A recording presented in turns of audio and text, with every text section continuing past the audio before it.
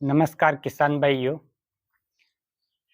आप सभी को यह जानना होगा कि हम जैसा सोचते हैं हमारे अंदर से वैसे वाइब्रेशन निकलते हैं और वो वाइब्रेशन हमारे माध्यम से होते हुए पूरी प्रकृति में फैलते हैं, जो हमें तथा प्रकृति को इफेक्ट करते हैं। आप सभी अनाज में से पेस्टिसाइड हटा रहे हो, बहुत अच्छी बात है। लेकिन हमारे मन बुद्धि में, हमारे अंदर जो पेस्टिसाइड भरे हुए हैं उनका क्या? सबसे महत्वपूर्ण चीज है हमारे अंदर जो पेस्टिसाइड भरे हुए हैं उनको बाहर निकालना, क्योंकि यहाँ से ही ऊर्जा हमारे शरीर को मिलती है और हमारे माध्यम से प्रकृति में फैलती है। किसान भाइयों, कहते हैं आजकल भोजन में वो ताकत नहीं है। उसका एक तो कारण है केमिकल पेस्टिसाइड और दूसरा उसमें वाइब्रेशनल एनर्जी की कमी है। हमें वर्तमान समय बिना केमिकल, हाईली न्यूट्रिशनल के साथ हाईली वाइब्रेशनल फूड की आवश्यकता है।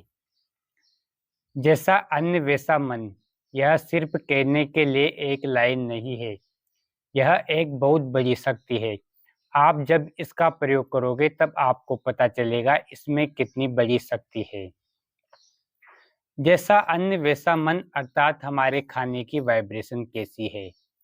इसको समझने के पहले आपको यह समझना होगा कि हमारे भोजन का हमारे मन में, हमारे परिवार पे क्या असर पड़ता है। तब आपको योग का महत्व समझ में आएगा। हमारे खाने की वाइब्रेशन कहाँ से शुरू होती है? खेत में। हमारे लेवल पे तो तब वह जब कंट्रोल में आता है जब वह अन्न, फल, सब्जी हमारी रसोई में आती है। किसान खेत में उसकी पालना करता है, फिर वहां से मंडी, उसके पास से हमारे पास। इतनी लेयर्स ऑफ एनर्जी के पश्चात भी जिस घर में भोजन प्रेम से, शांति से, सकारात्मक ऊर्जा के साथ, दुआओं के साथ बनता है तो लोगों के मन बदल जाते हैं। इतनी शक्ति है, जैसा अन्न वैसा मन में। किसान भाइयों, आप अगर किसी के लिए आप प्रयोग करके देखो। आप आधा घंटा खाना बनाओ और खाना बनाते समय परमात्मा की याद में, सकारात्मक ऊर्जा के साथ, श्रेष्ठ चिंतन के साथ अगर आप बनाते हो तो खाने वाले के ऊपर भी उसका सकारात्मक असर पड़ता है।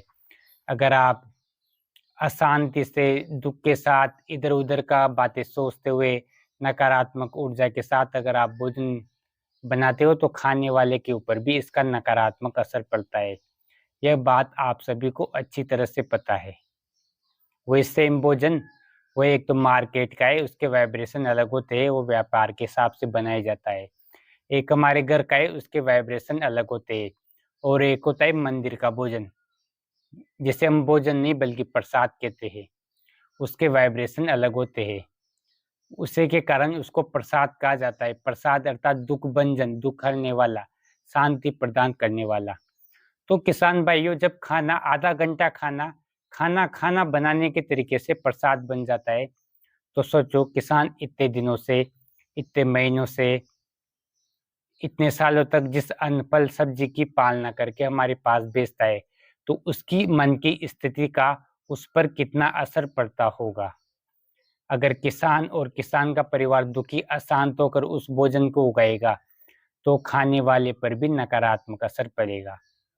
और उसका असर केवल किसान पर ही नहीं, केवल खाने वाले पर ही नहीं, बल्कि पूरे भारत पे असर पड़ता है, क्योंकि वह अन्न उसके माध्यम से पूरे भारत के लोगों तक, विश्व के लोगों तक पहुंचता है। तो किसान भाइयों, अगर हमें मन को शक्तिशाली बनाना है तो अन्न को शक्तिशाली बनाना पड़ेगा, और अन्न को शक्तिशाली बनाना है तो मन को शक्तिशाली बनाना पड़ेगा।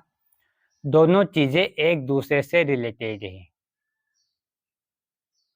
तो इसके लिए आपको क्या करना पड़ेगा? योग का प्रयोग करना पड़ेगा।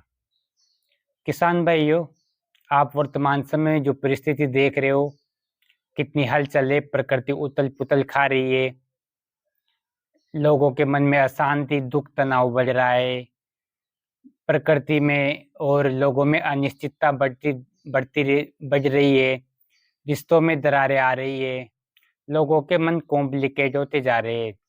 तो सोचो आने वाले समय में किसान के मन की स्थिति कैसी होगी और उसका अन्न पर कितना प्रभाव पड़ेगा।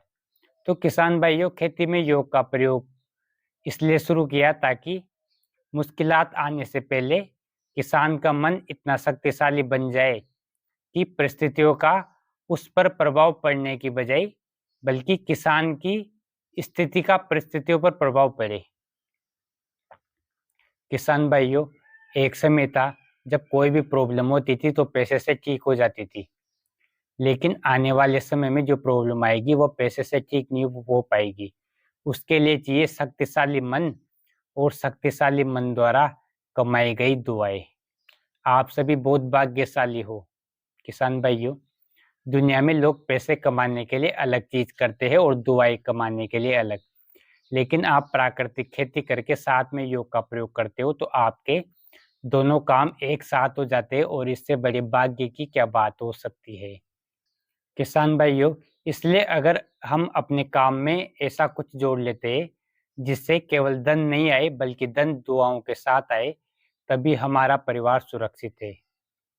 धन से हमारी जरूरत का सामान आ जाएगा और दुआओं से जो हमें सुकून शांति चाहिए वो हमें मिलेगी, तभी हम और हमारा परिवार सुरक्षित है। किसान भाइयों, तन मन धन अन्न, ये 4 चीजें हैं। अगर आपको मन खुश तन तंदुरुस्त चाहिए तो आपको धन व अन्न पर ध्यान देना पड़ेगा। किसान भाइयों, योग के और भी अनेक फायदे हैं, आगे चल के हम धीरे धीरे उसके बारे में बात करेंगे। धन्यवाद।